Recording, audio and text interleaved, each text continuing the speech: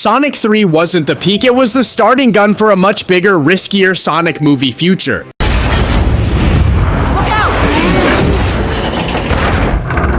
1,000,000%.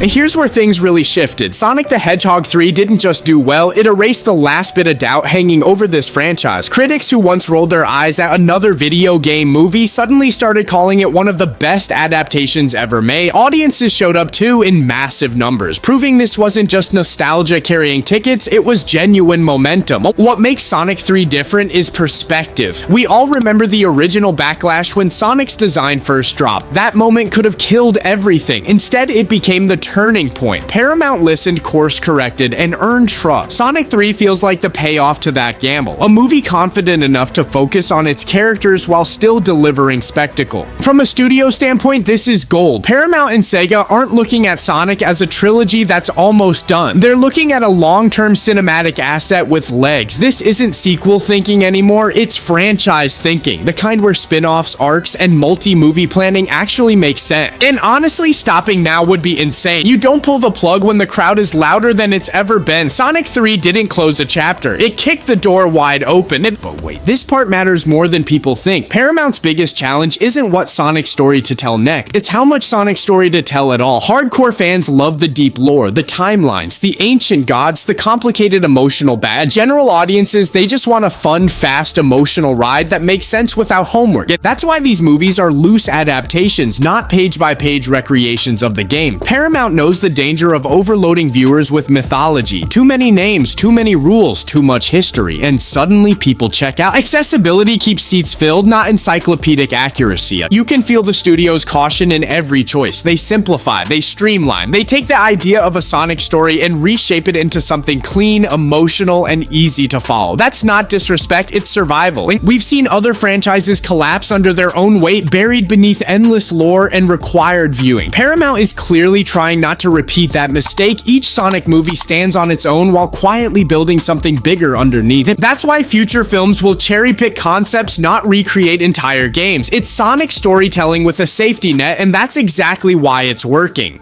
Revenge. But what good is a dastardly plot if you can't conspire with family? There's 2 Eggman now? Double your villains, double your fun. Any last words? Nice magic marble, real scary. That actually is real scary. Now let's talk about the elephant in the room, Jim Carrey. His version of Dr. Robotnik is iconic, unhinged, theatrical, impossible to ignore. But Carrey has openly flirted with retirement, and nobody knows how long he wants to keep doing this. Here's the thing though, Eggman can't just vanish. Even when he's not the main villain in Sonic stories, he's always the spark, science, the mistake, the trigger that wakes something far worse. Removing him entirely would rip the spine out of the franchise. So Paramount has options. Carrey could return in a reduced role, more mentor than menace. Eggman could exist as an off-screen influence, his past experiments haunting the present. Or Stone could inherit the legacy, carrying Robotnik's work forward with colder precision. No matter the path, Eggman's science has to remain, because in Sonic's world, every disaster starts with someone pushing technology too far. Hi there, Big Blue. My name is Rouge. I'm Sonic. I do not trust this trash. Why not? This is where the next trilogy truly begins. The end credits of Sonic 3 didn't tease random fan service, they set the stage. Amy Rose and Metal Sonic aren't accidents, they're signals. Sonic CD is the blueprint here, and time travel is the key. Imagine this opening. Amy appears suddenly, not playful, not quirky, urgent. She knows what's coming, she's seen it. A future where Sonic loses, where the world is stripped of life and color, replaced by endless machinery. Her knowledge isn't magic, it's survival. Metal Sonic isn't just one enemy, he's many. Cold, efficient copies flooding timelines, overwhelming Sonic not with power, but inevitability. And just when it feels manageable, the truth hits. Something is controlling them. Something is evolving. Something closer to Metal Overlord, echoing Sonic heroes. Like, what makes this work emotionally is Amy's role. She's not there to chase Sonic, she's there to protect him. To remind him that even heroes can break if they run alone, and Sonic, this version, is older now. A little awkward, a little unsure, unsure, he doesn't brush her off, he doesn't know what to do with her. Structurally, it's clean. Act 1 is the warning. Act 2 is witnessing the ruined future. Act 3 is the stance. Sonic facing a reflection of himself twisted by control and obsession. And somewhere in all of it, a Sonic Boom remix hits just long enough to remind everyone exactly what era this story is pulling from. Speed has always defined them, but this time, it will be tested like never before. As the world falls into chaos, 5 legends rise. The fearless blue blur. Just when it feels finished, the final image hits. Water moves wrong, heavy, angry. Chaos doesn't need explanation. You see him and you understand danger. That's the power of this reveal. Chaos is visual storytelling at its purest. No dialogue dump, no lore lecture, just a presence that feels ancient and furious. It also fixes a quiet problem. Skipping Sonic Adventure entirely would have been a mistake. Chaos becomes the bridge, the warning, the next storm is on the horizon, and here's where the universe breathes instead of bursting. Shadow is alive, but throwing him straight back into movies would be a mistake. His story is heavy. Identity, creation, manipulation. That kind of depth belongs to streaming. A Shadow series lets Paramount explore Black Doom, cloning, and his fractured sense of self without rushing. It's also the perfect doorway for Rouge and Omega, characters that thrive in long-form storytelling. Meanwhile, Knuckles works best on the ground. A second season focused on the Master Emerald hunt makes sense. Wade sticks around, grounding the chaos with awkward humanity. And if Rouge shows up, sparks fly. Their rivalry practically writes itself. Spin-offs aren't distractions, they're pressure valves. They keep theaters focused while the world expands quietly in the background.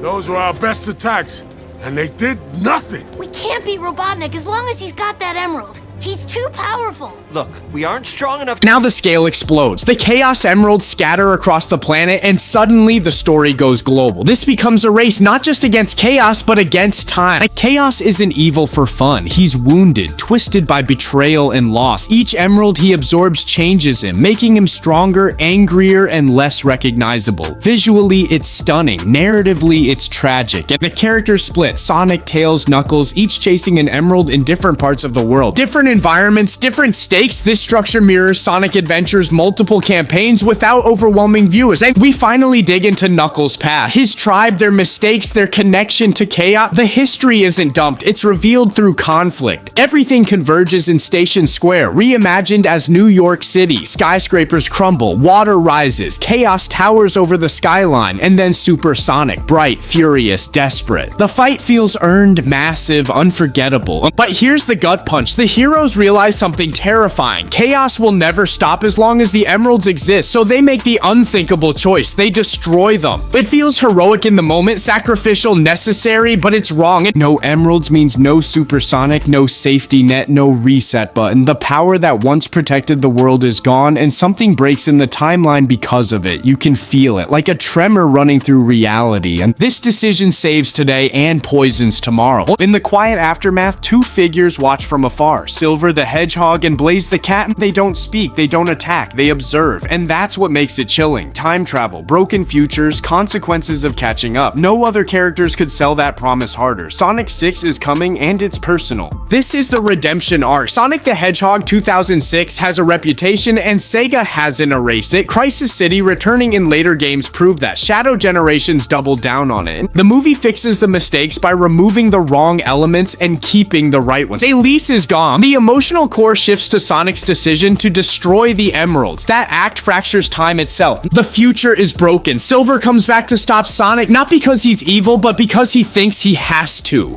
Mephiles lurks in the shadows, whispering, manipulating, feeding fear. He's quieter than past villains, creepier, psychological. Silver needs to be cool, telekinesis, raw power, moral conflict. He starts as an enemy and becomes something more. And when Sonic, Shadow, and Silver finally share the screen, it's electric, an Avengers-level collision of speed, rage, and hope. The final battle with Mephiles isn't just physical, it's ideological. And when it ends, Sonic 06 finally gets a story it deserved. And then stop, let it breathe. Endless sequels kill excitement. Audiences need space to miss characters. Sonic 6 should end without teasing the next thing. No post-credits, no promises. That doesn't mean Sonic disappears. It means the future shifts. Standalone ideas. Sonic Riders is a high-speed racing movie. Sonic Colors is a space adventure. Sonic Forces is a darker resistance story. Drop the numbers. Keep the heart. Let Sonic rest. So when he comes back, it actually matters. And Sonic's future isn't about more movies. It's about smarter ones. If Paramount plays this right, this trilogy could define Sonic for an entire generation. So what's your take? Drop it in the comments, hit like, subscribe, and trust me, there's way more coming.